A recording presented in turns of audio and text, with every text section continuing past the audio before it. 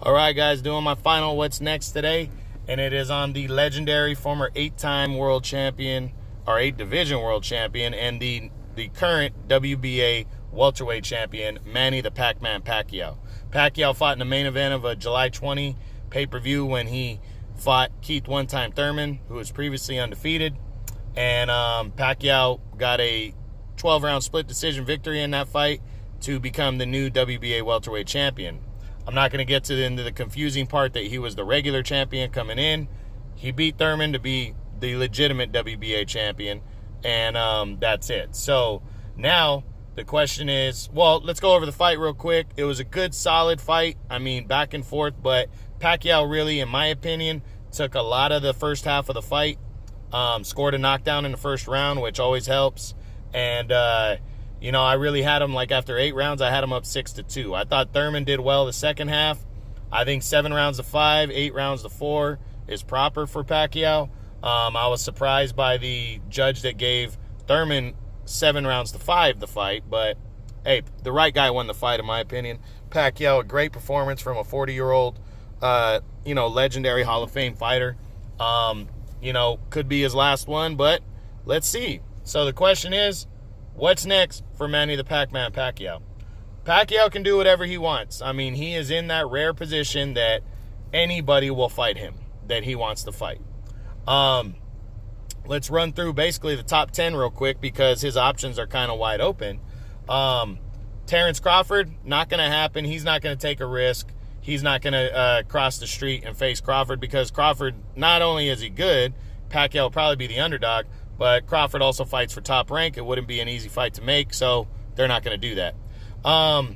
Errol Spence Jr., I think this fight's possible. The question is, should he take this fight? Because Spence is going to come in as a favorite against him. Do I think he could possibly beat Spence? Maybe, but Spence is on another level right now. And I really think Crawford and Spence are the only guys that could really, really whip his ass.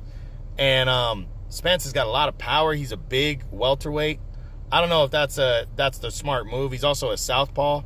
So, risky fight, but it would be for 3 belts if Spence beats Porter, which I think he's going to do. So, it is an option. Definitely an option. We'll see how Spence does first. That's September 28th when he takes on Sean Porter. So, we'll see what goes down.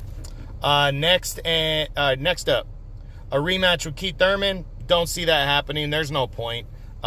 He should move on to a bigger and better option. Even though Thurman's a big name, I think it's maybe, but I don't think the public's cramming for it, so I doubt it.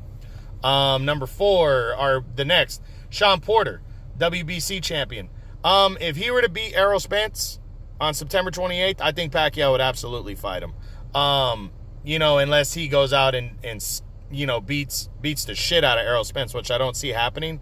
But if he pulls off the upset against Spence, unifies belts, I think Pacquiao would be down to fight him. I really think the winner of that fight is the front runner, but I don't think it's a guarantee. So Porter does have a chance. Danny Garcia, I can see him facing Garcia. I think Garcia might face Mikey Garcia next, and I really think Pacquiao would be interested in a winner of that fight. I really do. Danny's got a good, solid name.